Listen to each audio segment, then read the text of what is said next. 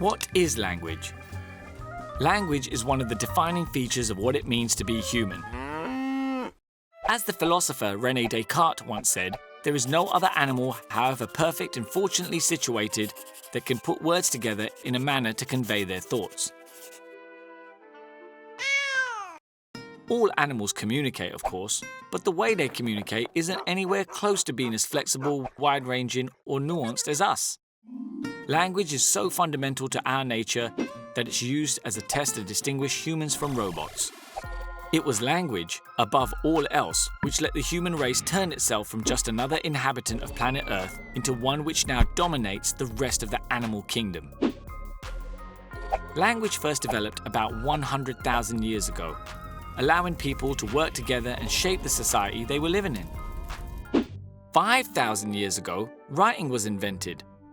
This revolutionized the way we record history and pass knowledge on from generation to generation. But what exactly is language? By the age of 3, almost all children have an expert knowledge of how to use it. But a knowledge of precisely what constitutes the phenomenon of language is much more elusive.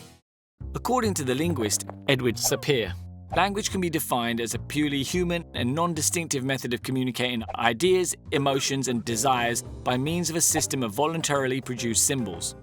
These symbols can be made by speech, writing, or sign language.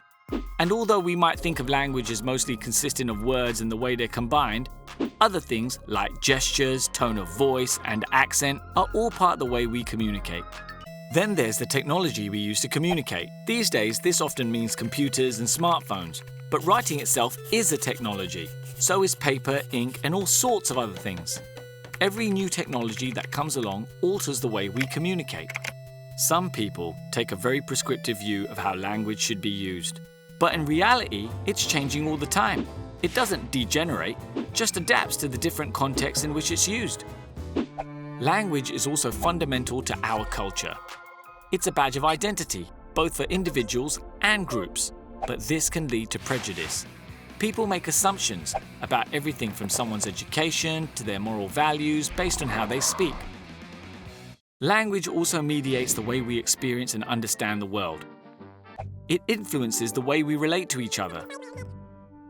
And ultimately, it's connected to almost everything we do in society.